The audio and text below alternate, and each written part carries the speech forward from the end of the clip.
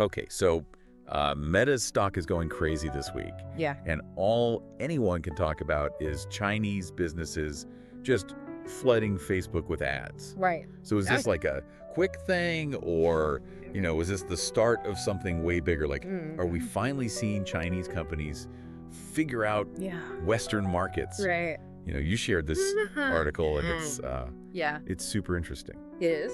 So let's dive into this and see Let's deep dive. what we can find. For sure. All right, so what really stood out to me in this article is that it goes beyond just the headlines about, Chinese companies spending all this money on ads. Right. It kind of argues that just doing what works in China, like on Alibaba, just bring that same strategy over here, it's not going to work. Yeah. And they say that's like a sinking class fate. That's a pretty tense way to put it. Yeah. So basically, it's like, just because something works in Shanghai doesn't mean it'll work in London or New York. Exactly. Different ballgame.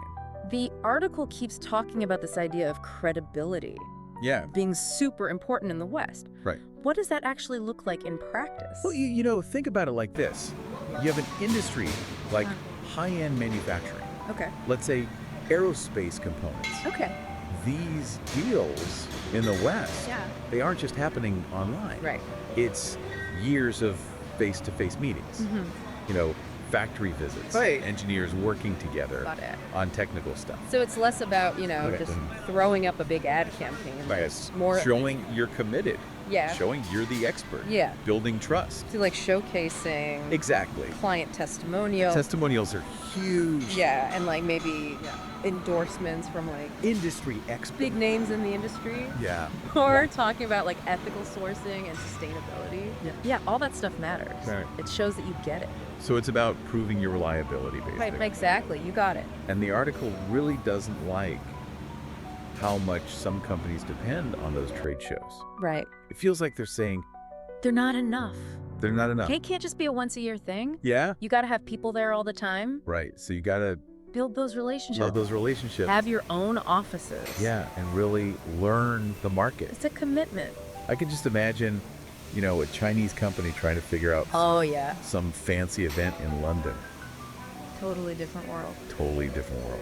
Huge learning curve. But it makes sense, especially when you think about the long game. Yeah. Like if you're selling some huge piece of industrial equipment. Exactly. The article talked about how it's not just about making the sale. It's about the support. It's about the ongoing support. Yeah, absolutely. Right. Huge part of it. Right. So like, let's say you're a German company and you buy a complicated machine from a Chinese company. Right. If that thing breaks down, you need someone local. You need someone who speaks German. Yeah. You need someone who understands the rules there. Right. You need someone who can fix it fast. So you're saying that after-sales service, that's what a lot of Chinese companies haven't figured out yet. They need someone who can help them. Yeah. Bridge the gap. Yeah. Someone local. Like a guide. Yeah, and that's where they bring up this comprador thing. Yes, the comprador. I had to Google that one. Yeah, that's an old term. Yeah. Back in the colonial days. Yeah. These compradors were like local agents who would help Western companies figure out how to do business in China. Okay. They knew the language. They knew the customs. They knew who to talk to. It's almost like the tables have turned now. Yeah, exactly. Now it's Chinese companies who need to find Western compradors. Their own Western compradors. Yeah, to help them figure out the West. That's like what goes around comes around. Right. But in the business world. Exactly, full circle. But are there any companies doing this well? Yeah. I mean, the article mentions TikTok and TMU. Right, those are consumer companies. Yeah. But there's other examples too.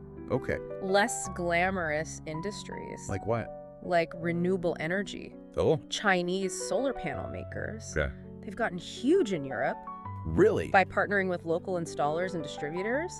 They changed their products to meet European standards. Smart. And they even built factories in Europe to keep the supply chain shorter. That's really interesting because the article also talked about how the whole supply chain situation globally is like an opportunity for Chinese companies. Yeah, huge opportunity. Like if you're going to do this, now is the time. Now is the time. With all the geopolitical stuff happening. And everyone wanting to diversify.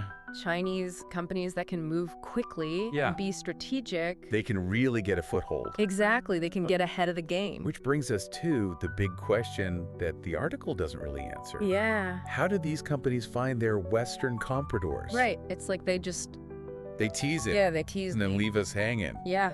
Figure it out yourselves.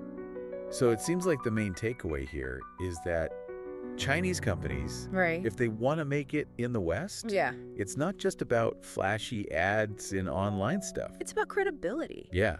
Building those deep relationships. Yeah, for the long haul. And finding those Western compradors. Absolutely. We can guide them. They're essential. It's a whole different playbook. A whole different game. So to everyone listening, think about this.